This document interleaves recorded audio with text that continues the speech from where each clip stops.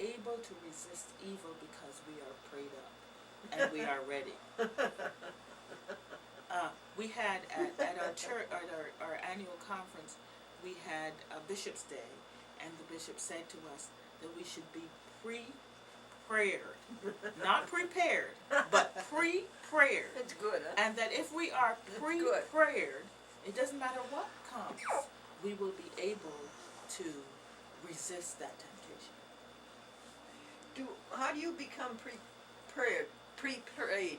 Do you do that in the morning when you first get up? You do that in the morning when you first get up. You do that at any time during the day that you remember to acknowledge the presence of God. You do that at night before you go to bed, when you can take an account, a summary of what has gone on, and see how God has been with you through the day and helped you to overcome certain things that might have been difficult. So when you are pre-prayered, you are prepared for everything and anything that Isn't that comes. wonderful? Yeah, What a feeling to be that great. strong. How Yes. nice it is. Now that's what Brother Lawrence was saying. You remember Brother Lawrence? He was a monk Yes. in the 1600s, as you know, in Paris. And he would say, we should school ourselves, if only for a moment, to pause and adore God in our inmost being and feel God's presence. Yes, Nice, indeed. huh? Yes, indeed. Yes, indeed. And he said, I am assured beyond any question that my soul has been with God these 30 years. What a great thing. Yes.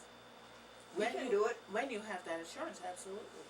Absolutely. And as you practice the presence of God, as you practice every day to take a moment or two, and it begins with a minute, and then it goes into 15 minutes, and you don't realize that 15 minutes has passed by, and then it's half an hour, and you don't realize that, and then it's an hour, and then you can sit an entire day. Now, this is not advice, but every once in a while, if you can take that time off to be with God, you see, and then that gives you, and Jesus did it often, that gives you the energy and the strength to go on and to carry on with the things that you have to do in the world.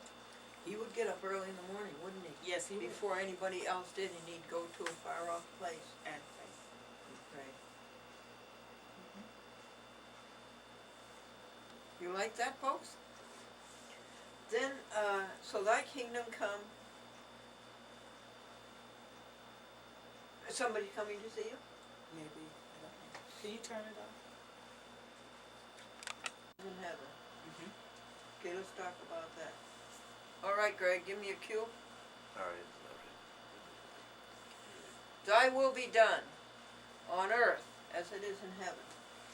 Well, as I said, if we were to go about our business of living life as though God were present, then heaven would be on earth. Yeah. It's really up to us. It's really up to us to recognize that it is that we have the power to decide whether we will experience life on earth as it is in heaven, as we comply with God's will, and as we behave as though God is present with us, because God is present with us. It is then we come to the realization that God's will is done right here among us. I love it. Yes. I love it. I love it. Mm-hmm. You must have had a very good mother. Oh yes, I had a good mother, great teachers. Yeah.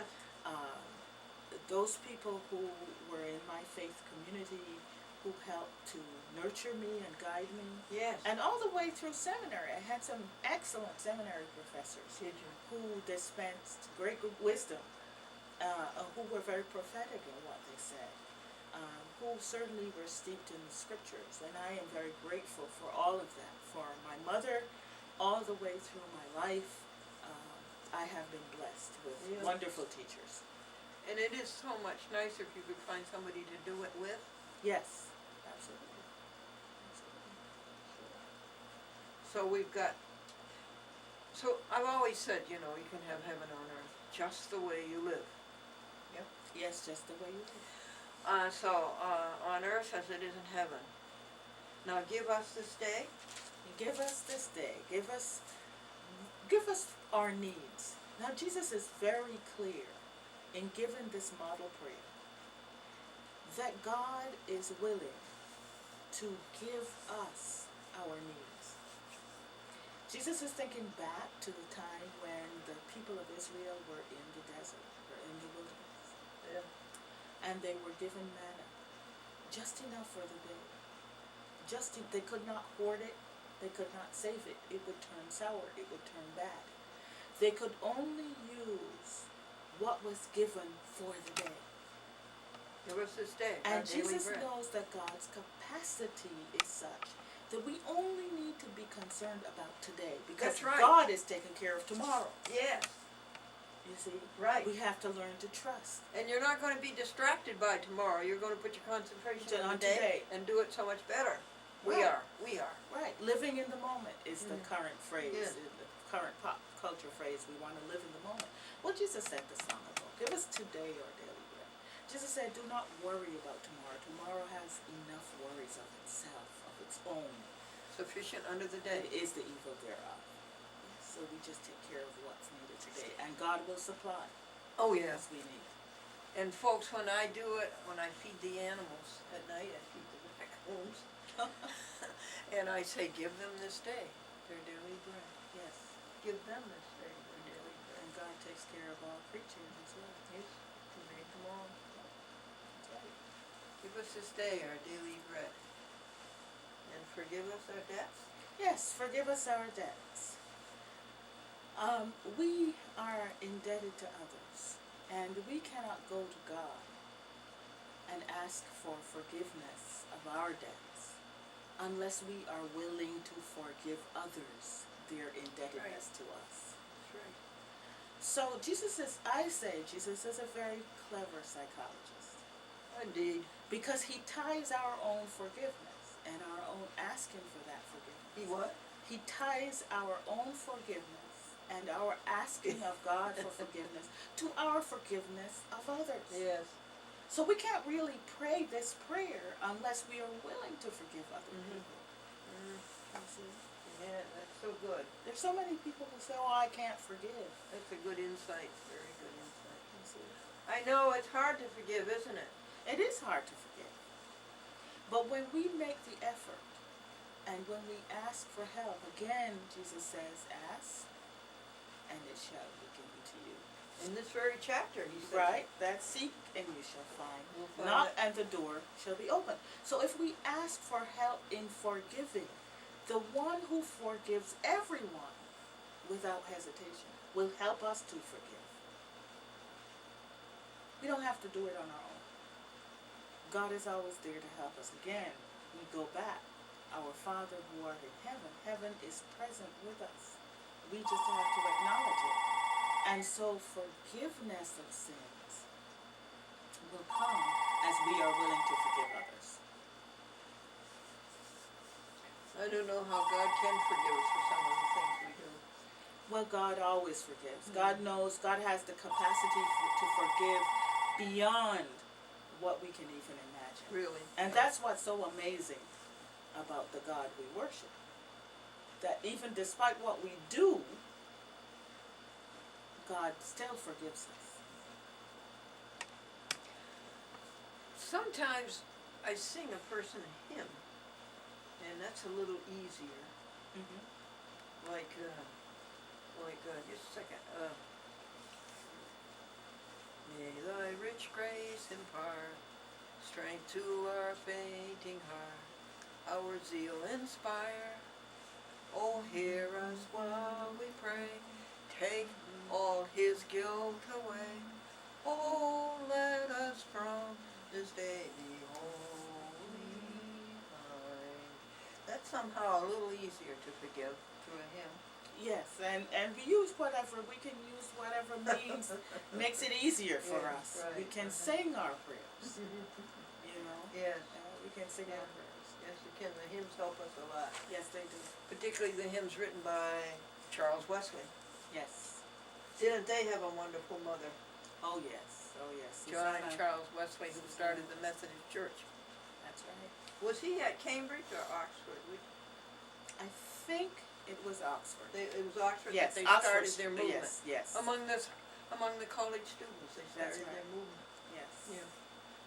Will you come back and talk to us again and help us again? Oh, I'd love to. Would you really? I'd love to, yes. Well, this has been, and I think you and I are agreed on this, that this has been a very ennobling half hour.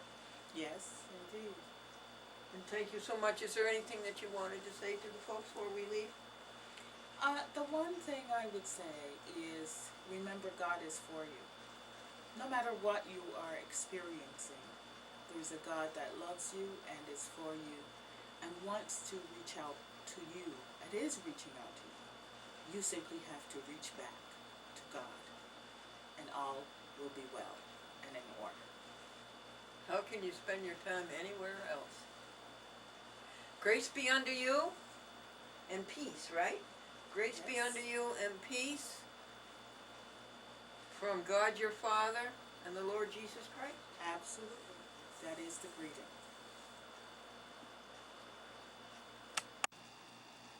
I think that's all. What's that one? There's a second duplicate, just. Yeah, there's a duplicate of that.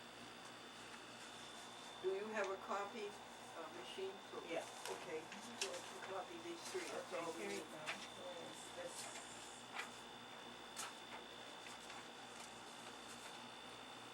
And East Hartford is, public access is so parochial.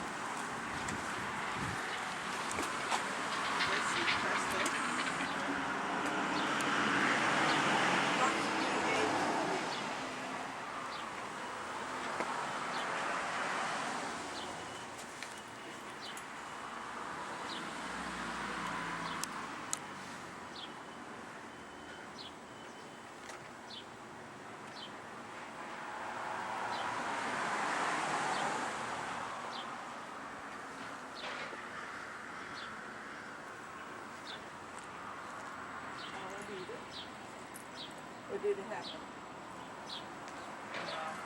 Let's see. This is good.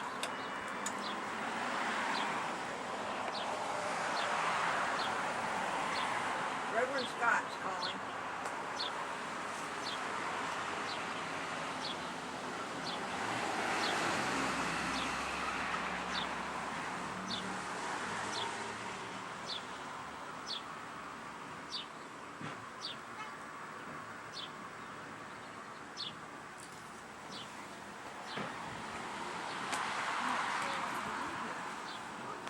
It's not real clear.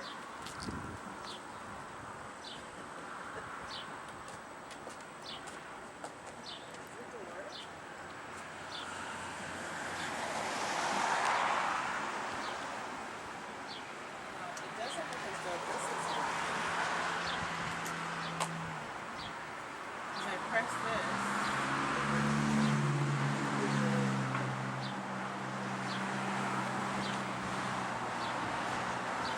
Didn't the lady just walk in here a minute ago? I thought she, Oh, you saw somebody walking I in here? thought she did.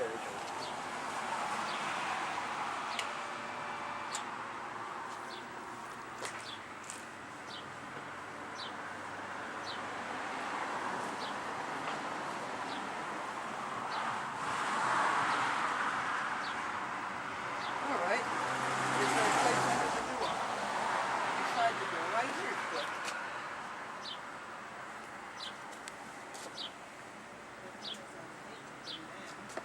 There is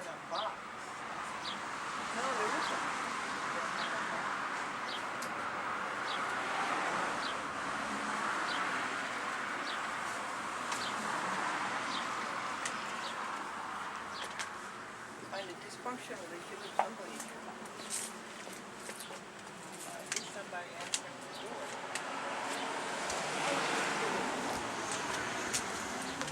Stick it here? Yeah, that looks good. This looks good right here, the place.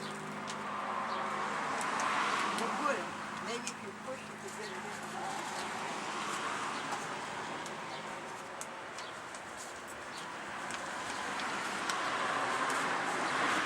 You got a picture of it, Greg? Nobody answered the door, and we did everything. We pressed this button, and we pressed this button, and so we left it in the door. But the lady just walked out the door and we just pulled in. Did she walk back in or something? Oh, did you know where she went after she walked out the door? I didn't see her, but I didn't see her. I thought she walked out. Because it looks like they're having a picnic or something. Well, it does, doesn't it? Yeah. You get a picture of the picnic again, Greg?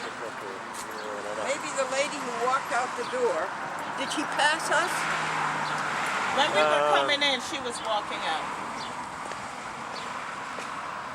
So you got a good close-up? I'm not out of juice. yeah, well.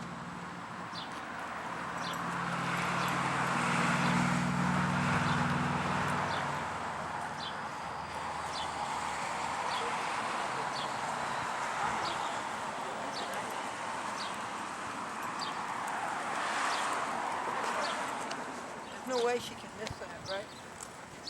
Shouldn't. And you had to pay for it. Now, we will follow you to lunch. Now, let's see. Are you, what kind of food do you like? Regular American food? Yeah. Like hamburgers? I won't get you. You're vegetarian? Okay, salad.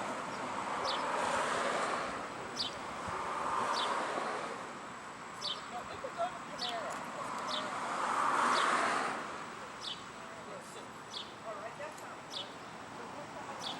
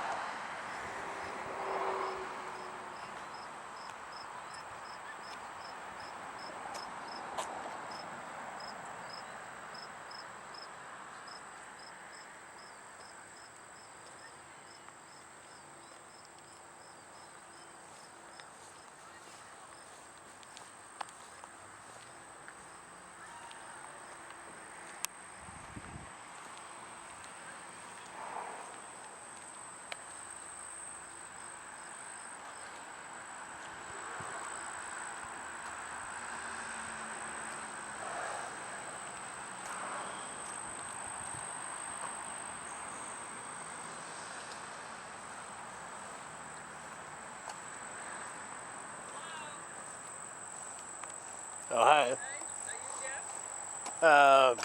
I'm with Glendora there.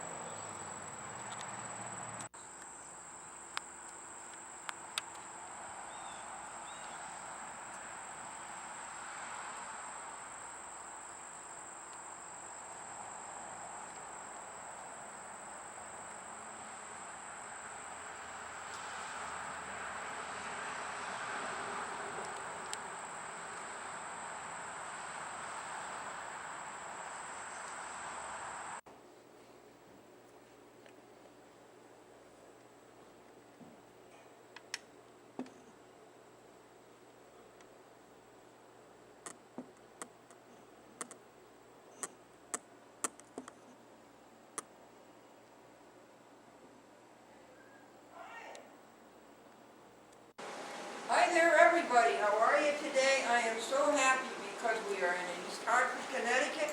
We are at Wesley United Methodist Church, and Pastor Reverend Roberta Williams is kind enough to tell us what she's going to tell the people on Sunday, and that's Luke 12:49. Right.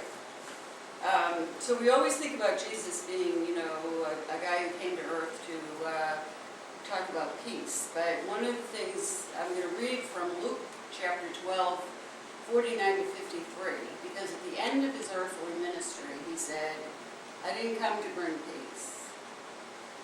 He said, I've come to bring fire on the earth, and how I wish you were already kindled.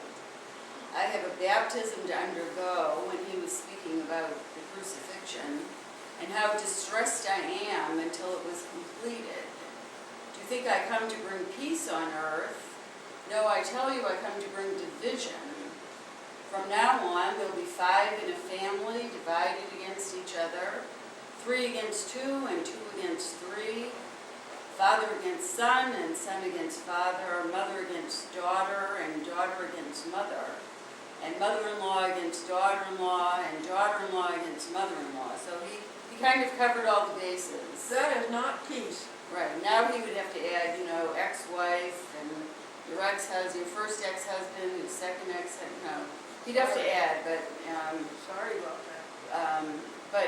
in his world, he was saying that when you become a Christian, it's not a bed of roses. It doesn't mean that your life will be peaceful, and he was especially speaking to the disciples, because he knew that after he was crucified, life would get even tougher for them. And it was. So it reminded me of the story about a Baptist minister who went to South Carolina, and the first thing he preached against gambling. We in Connecticut, we have 2 big casinos here, but in South Carolina they have a lot of horse racing. And so the church people didn't like it because they said a lot of members in our church make their living on horses. So the next week he preached about the evils of smoking, and then he was told, they also make money on tobacco, and the third week he preached on drinking, and he found out that a major distillery was in the neighborhood. So somebody just cried out and said, well, why don't you preach about those godless communists? And he said, well, there's no communist government within 4,000 miles. And so the conclusion is that there are some sermons people don't want to hear. And when they challenge our own lifestyle, people don't want to hear it. So this lesson today is one of those sermons that people don't want to hear. They don't want to have to put their religion prior to their family. So that's one of the things. And they don't want to be mother-in-law against daughter-in-law and all Right. that. Yeah. We hopefully try to make peace. What are we going to do about it? What are we going to do about it? Well, he said that the ministry of God had to be rained down from heaven.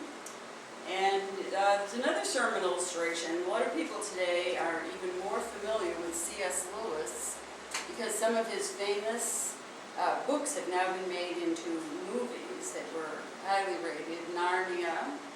But C.S. Lewis was a professor in England. Yep. And he walked into a big fight going on, a debate in his class about that they were debating that there was really no difference among world religions. And he said that the difference is that Christianity offers grace. It offers, and grace means a gift, when you give somebody a gift that they don't deserve. No matter what. Right. So that Jesus was the sacrifice, and God gave us the grace of counting his sacrifice for our sacrifice. So Christianity gives us unconditional love and acceptance. Did C.S. Lewis say that, or did you say that? C.S. Lewis believed that. Yeah, I see. But I know something you can do, folks, about all of this. Okay, you can go out and no matter what, you can give as much peace as you can possibly give. And then you will have peace. What if you don't feel like giving peace? We talk Come about to me. road rage, I know. and when it's hot, it's even road rage air. But I want you to feel like giving peace because God has blessed us so richly. And God loves us. Yeah. But I think that the challenge of being a Christian is that we go to the well of Jesus Christ when we don't feel very peaceful and we don't feel very forgiving. And that Christ can help us to take steps and actions. Okay, tell us how to do it. How to do it? Go to Christ. Go Well, to you have to Christ. pray a lot. You know, every family or every church, any organization, your office, there are always people there are people who just rub each other the wrong way. They're in conflict. It may not be any, major opposition. They can be of the same religion. They just But, well, you really have to pray, and you have to hopefully hear the words of a higher calling. And sometimes you just have to let things go. Right? Well, you do, yeah. Let's do that right now. Let's pray right now. Let's pray right now, the people at home and you and I. We pray for the peace of God and the happiness and the joy and the excitement and the love of God. Look how God loves us. Look at these beautiful flowers. Right? Yes. And then I think also you can sing a hymn. That makes you feel better. If you know them. We're pretty much an unchurched society now Well, in the here's United States. a good one. Breathe on us, breath of God. Fill us with life anew, that we may love as thou dost love, and do as thou wouldst do. Would you like to do that? I did it along with you in silence. And then, what's the next verse? Breathe on us, breath of God, so we shall never die, but live with thee the perfect life, through thine eternity. Something like that. Let's live the perfect life. Help us live the perfect life. Help you live the perfect Help life. me live the perfect life. Well, I think the first thing is to say that being a Christian is not an easy thing if you really want to be a Christian. That God calls us to be a Christian 24 hours a day. And God also calls us to share financially what we have. Yes, Share our homes. I'm going to do that right now. Share our physical things, that we have. Yes. And some people are able to share, like open up. I have a couple of friends in Boston who have opened up their large homes through the hospitality program to people who are very ill and they have to come to Boston for medical care. Yes, on account of the Right. big hospitals in Boston. Some people aren't able to do that, but they can write a check, or they can cook, or they can send a card. They can do something different. But in the passage today, Jesus talked about, in the 12th chapter, he wanted to tell the disciples, the old saying is, things will get worse before they get better. So he wanted to tell the disciples that don't be afraid of people who will kill your body, because you'll be resurrected, and don't worry about your life. He said that he was coming to bring fire on earth. And it was an ancient belief of his people, the Jewish people, that God often would speak through fire. And we know in the Bible that Moses had a profound experience with the burning bush. There were lots of, when Bush was in office, there were many jokes, about the burning bush. I won't go into them. Thanks. But when Moses was tending his flock, he saw a burning bush, and then there was another symbol of fire. When the Hebrew people were wandering in the wilderness, God led them at night with a pillar of fire. Because there were no GPSs in those days, so they didn't know where to go, and God led them. And then when the church was being started after Jesus' resurrection, the day of Pentecost, the Bible in Acts tells us that tongues of fire danced on people. And Jesus said, I came to bring fire on earth. And he said that I will send my comforter to be with you. I'll never leave you alone.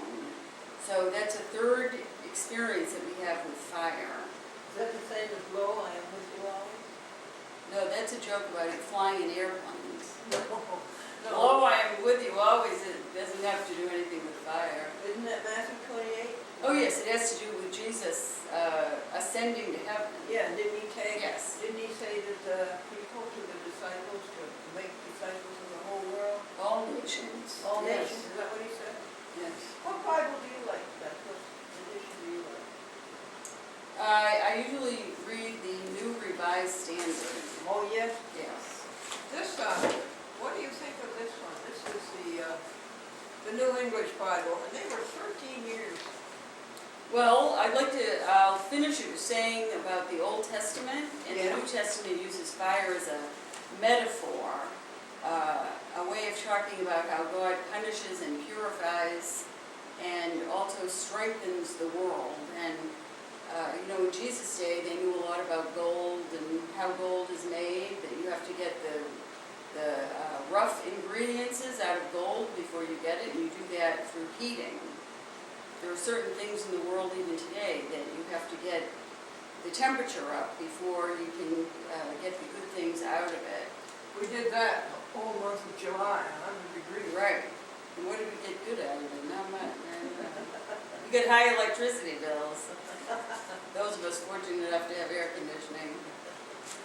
So there's a story I'd like to tell about somebody who felt the refining fire of God in his life. It was a regular suburban kid who used to get into a lot of trouble. His name was Billy, and by the time he was 18, he was doing hard time in a penitentiary, and a very forgiving judge said that he would get him out if he would volunteer for the army. And so Billy was sent to Vietnam, as were many men in my generation. And unfortunately, he was assigned to the Graves unit, where he had to tag and ship the bodies of men who were killed in battle. Oh, So when he came back, he was in worse shape than when he went over. He was then, as many people were who faced those circumstances, he came home as an alcohol and drug addict. And one night he held up a liquor store in his hometown, which wasn't too bright, where he was known. And eventually he ended up going back to jail, and eventually he was sent to the Joliet prison in Illinois. And he said his years there were experienced as being burned alive at the stake. It was so horrible. So he said if he ever got out, he would never do any crimes again. So finally, when he was let out, his first job was to be a church janitor, and he found a quarter in the vending machine of the soda machine, and he went up 2 flights of stairs to give it to the church treasurer. And after that, he came to be converted to Christianity, and he went on the road, and did a lot of speaking. That's what we're doing, Yes. right? So the fire that rained down on his life got rid of his foolish ways and choices, and eventually made him a better person because he was open to it. God didn't cause these terrible things, but good things can happen when we are open to the power of God. So when we hear that Jesus said, I came to bring fire on earth, this is the kind of fire, a refining fire. What about the kind-hearted judge? Did he ever hear from the kind-hearted judge again? I don't know. Billy? I don't know any more of the story. Oh, okay. But you see what Pastor Williams said there, God doesn't make our troubles, we make them. Many troubles we bring on ourselves. Not all of them, but many. So, as Christians, we're really still called to be radical people. Radical? Yes. I worked with a Roman Catholic priest once, We did. who said he wouldn't participate in Catholic Protestant weddings if he was there just for the window dressing, that he really wanted to make sure people had a strong faith. So, being a radical Christian does call us to live in radical ways, different and set aside. Conviction. Yes. I went to a wedding Saturday, and the bride was Lutheran Christian, and the groom was Jewish, but he converted and became a new Christian. And his mother wanted a rabbi at the wedding, and where I live, we don't have many rabbis, none. And so they finally let that go. But this Lutheran minister, folks, he handled it so well. He said, we're going to read from Hebrew scripture. He read the Psalms. And then as he went farther into the service, and it was God all the way through. This minister is really good. It was God all the way through, and when he got down to that bottom part, he said, as Jesus the rabbi said. Well, many people forget that Jesus was Jewish and he never converted. And he was a rabbi. He was a good Jew, yes. He was a rabbi. He was a teacher, yes. So they call him rabbi. In Yes. some translations. Some Yes. translations they don't. Right. So the issue we have today in the United States is how do we catch fire for Jesus Christ? Okay, how do we? Good luck. I don't know. I know. Some of our churches that are the wilder the better, that have gone to new technology and videos. Many churches, people want more of an experiential, not so much an intellectual conversion, but they want feeling. And so some denominations are more into providing people with an experiential experience, not an intellectual experience. What's an example of that? Well, where people get emotional in a service. Oh, They speak out, cry out, roll on the floor, Oh, some people. yeah. And some people are, have conversion experiences which you can only see by their behavior. Like in the old days when a butcher would weigh your meat, he went to church one Sunday, he said, well, Reverend, I don't know what you preached about last Sunday, but I took the fake weight off my meat. He no longer cheated people. So that was a conversion. So when the message hits us on a personal level and we change what we do personally, that's when we know conversion is happening. I know one thing folks can do. The first thing in the morning, you can get up and go make yourself a little sanctuary the way Moses did, and the way Jesus did. And you can go with a pad and a pen and just listen and write down what comes to you. And do that every morning. That's your alone time with God. Do Yeah. you do that? Do you do that? Yes. You do that? Yeah, I think, a lot of people feel that you're more spiritually tuned when you wake up before you get into the busyness of the day. That's right. And you got to be alone. And You've got to be alone. some people have experienced the power of prayer, in corporate prayer. Yeah, I want to thank all the people who prayed for me. A lot must have come from that. And pray for others, that makes you feel good. Yes. And So I'd like to ask you a question. I looked on your biography, oh, you did where, on the Wikipedia or and it something? said you were accepted to Smith College, but didn't go. Yeah, that's right. Are you from Smith? No. Oh, okay. So you chose a different path for your life, and how has that been? You mean since I decided not to go to Smith? Right. That was a few years ago. Oh, hey, phew, like half a century. Half a century. So say your question again for me, make sure. So you decided not to go to Smith, which is a very prestigious college. Oh, indeed it is. But what what made you decide to do this kind of ministry that you do? Oh, what made me do it up there, Uh-huh. that's all I can figure. I know I searched for it a long, long time. I know I was not a good person. I know that I was selfish and concerned with success and prestige.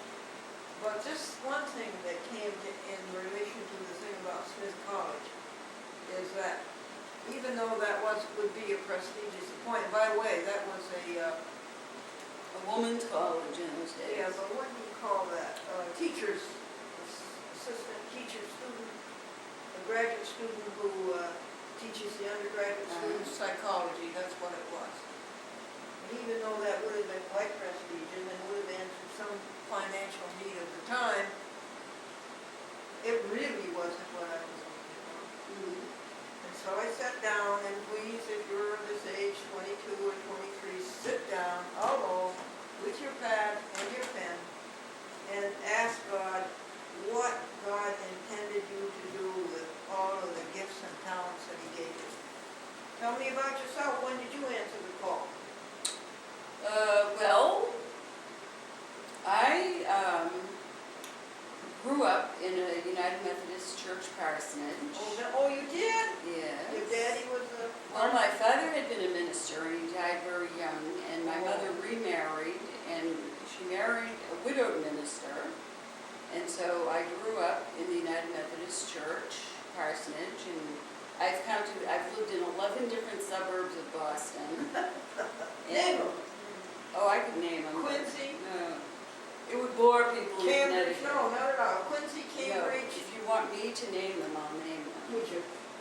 Let's see, I lived in Wakefield, North Andover, Yeah. Leominster, Yeah. Brookline, and then when I was in the ministry, I lived in Mansfield, Norton, Saugus, Needham, Watertown, Situate. I think that covers it. Yeah, I think Then that's I came wonderful. I here. thought that's very Braintree. interesting. I was married in Wellesley Hills Very good. on Christmas Day. And the minister... I would tip the minister. No, well, I wasn't in charge of that, was I? Oh, you were? I wasn't in charge of the tipping. But the minister was the Reverend John Elmo Wallace. Do you know him? No, Congregational Church. I don't know. He's probably long gone. Yeah, you think so? He probably is. It was 1954. 1954, he was in the ministry in Wellesley. He was probably at the end of his career. No, he wasn't. No. No, he was good, and he was taken from Springfield, Massachusetts, to the Congregational Church in Fort Square. So I got involved with a cult. You did? Yes. And I decided that I would like to go and study Christianity. I already had an undergraduate degree. From where? Colorado Women's College in Denver. Sounds nice. It was nice. And so I went to United Theological Seminary in Dayton, Ohio. Is that Methodist? Yes, it's one of our 13 seminaries. And I really went there to study Christianity, and I was also interested in going to Asia. And so I applied to the Board of Global Ministries, and they told me the first thing they were going to do was weed out the tourists, weed out people that just wanted to travel. And the second thing, they said, I was 27, I had no experience in the ministry, and I didn't speak a foreign language. So they had no placement for me. And I have been in church appointments ever since. But I have done a lot of traveling. Did you get to Asia? I've never been to Asia. Well, I've been to Brazil, and I've been to Israel 3 times, and I lived in Germany. my goodness. So, All for the Methodist Church? no, not all. I was a nanny in Munich, Germany, Oh, yeah. quite a while ago. Oh, that's nice. And I know one sentence in Hebrew. I was a kosher cook at Boston University for a year. At the Hillel House, the Jewish Federation there. So what's the one sentence you know in Hebrew? Baruch atah Adonai Eloheinu, which is the God of Israel. It's an opening sentence of many of your prayers. nice. Yeah. Well, what other association did you have with Boston University? Both my parents and my sister went there. I would I think did so. not go there. Yeah, I would think so. That's a fine Methodist school. Yes, it is. My husband went to Boston University. Yeah. And he was graduated with the first class of the School of Public Relations, the, what would that be? The School of Public And Relations. what did he do? What did he do for a living? Well, it was in communications. I'm Right. trying- How did they do that at Boston University? Well, before they had radio and TV then. Yes, but There was no this internet. was journalism, and he was a journalist the rest of his life, 37 years. Wow. Springfield, Massachusetts Union and the Buffalo Evening News. And he was a Boston University graduate, and he lived in Commonwealth Avenue. Very good. Too bad he didn't buy property, huh? He'd be rich. Be rolling in dough. And my friend who lives on Warren Street in Boston, Copley Square, Boston University just bought his house. Wow. So what are they gonna do with that? That's medical school, I think. Yes. Yes. So that's one thing that you can do.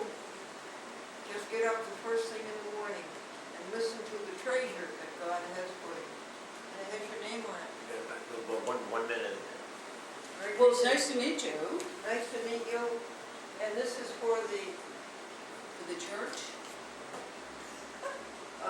your church, yes Okay, it is, all for right. your church. Okay, thank you. And continue your good work. Thank you. Shall we meet again? Maybe someday we will. And do another program? Possibly. I would like to. All right. Are you going to do the benediction? You do the benediction. I've never done a benediction by a satellite TV, but we hope that God will bless you. We know that God will bless you and keep you. Amen. And may his countenance shine upon you and be gracious unto you. Amen.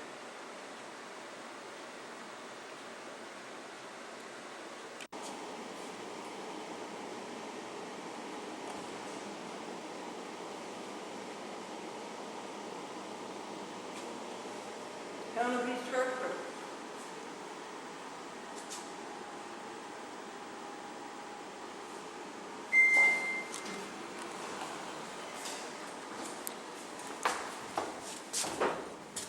Two. Up at the top. Thanks.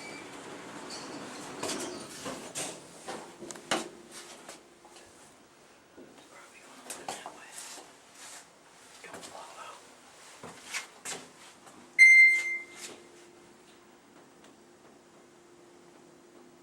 It's clever the way they do that. Two different doors.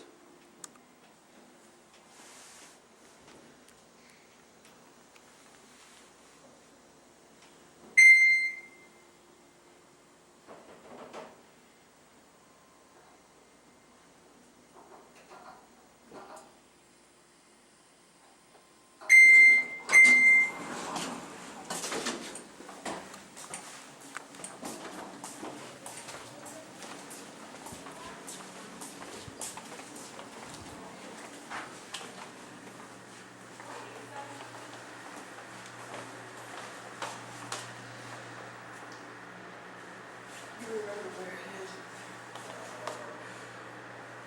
Little office downstairs. Yeah. It was in the other end of the building. Maybe. I don't see why they couldn't use the two, spaces. No?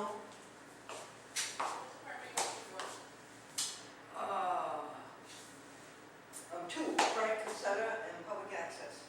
Okay, you're gonna get back down the hall. Thanks. Take a left, go all the way, take another left. Thank you. Bye-bye.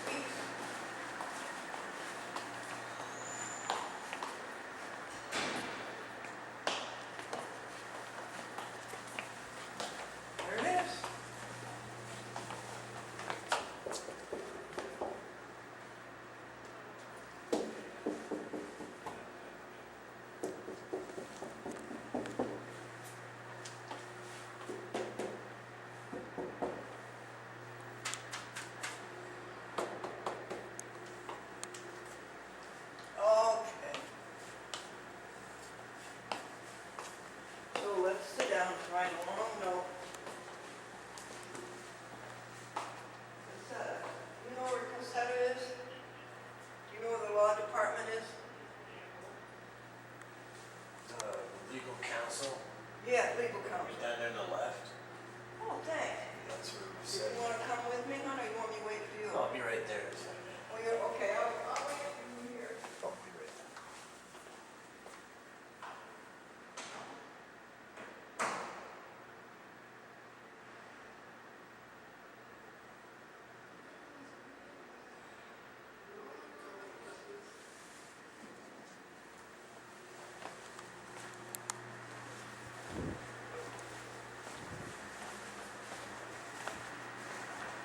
Okay.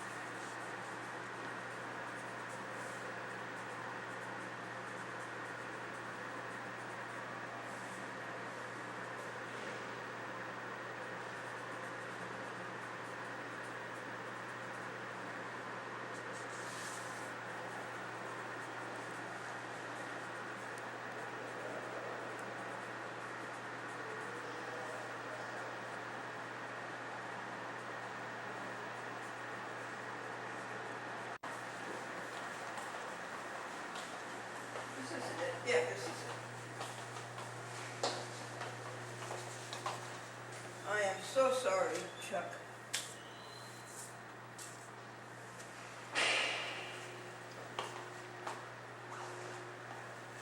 Thank you. It's been sent. I think I'll go to the little girl's room.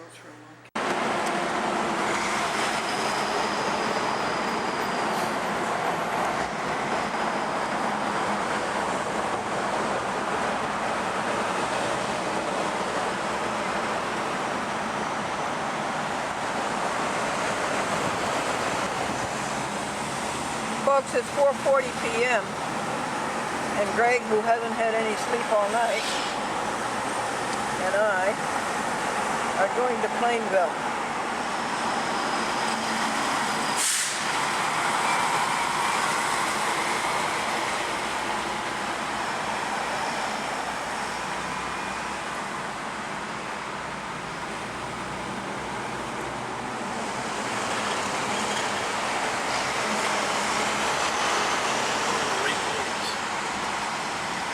FMI, it's that, that's my camcorder. Excuse me, Greg? Yeah, we're in the right lanes. We're supposed to be in here. Oh, I think you are, yes.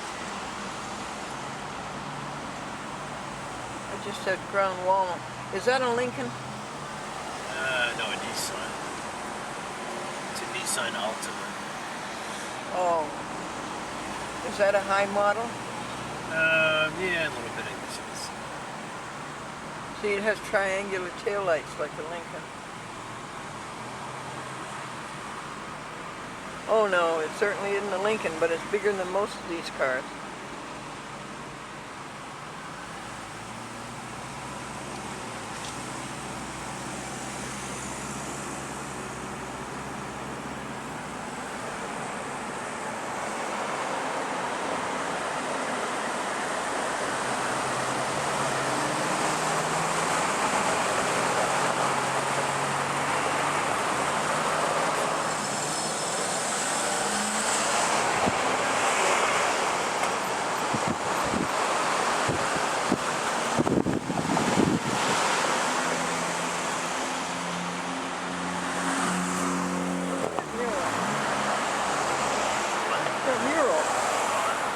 Side of a building. Look at it right here.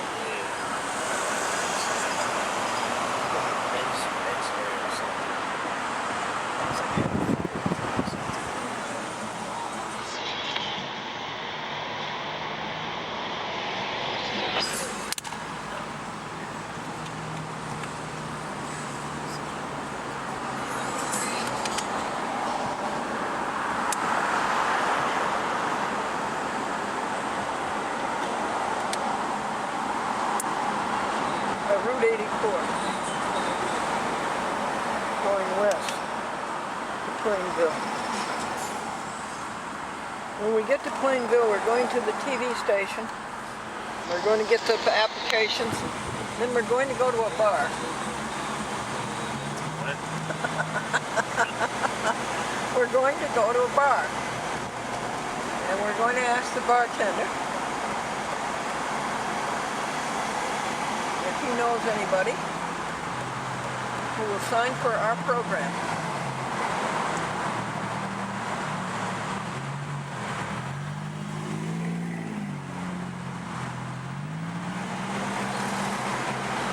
What's wrong with his muffler making all that noise? Not that good.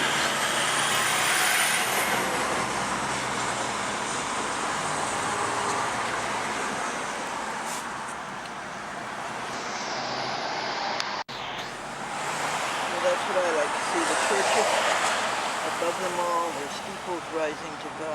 See them? See the steeples? That's the way to go.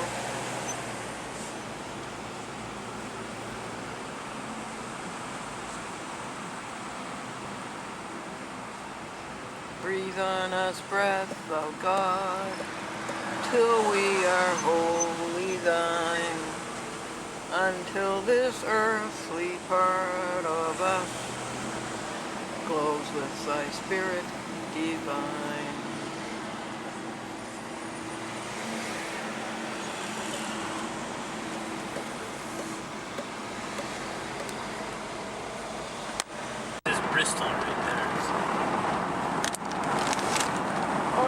past Farmington, past Bristol. Next one's Plainville. Folks, where did all those cars go to?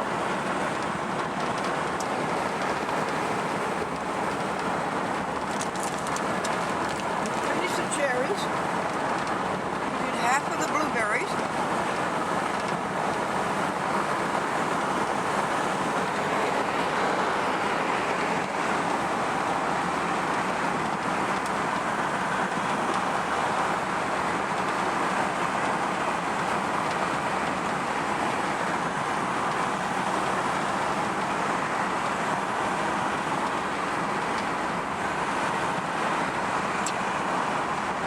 You're a very nice car, Subaru. Done a lot for us.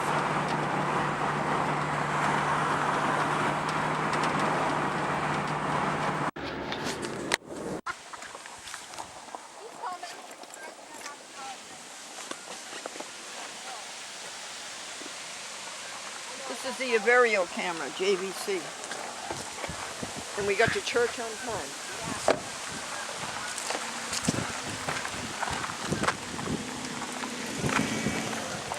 All right, let's go. All right. Lock the car. You think the preacher will be as windy as this? This is Crellin Park. I did not hear from Charles Clampet and Alexa, but I told them how to get there.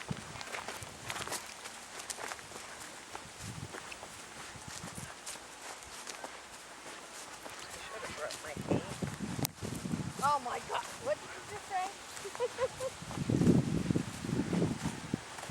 You wanna hold my hand? No, thank you. This is where you fell now, Hattie. I know, that's what I was gonna say. This is where she fell. She better be careful. That's I'm what going she to told stay me right last by year. you, Hattie. I wound up taking her to the hospital.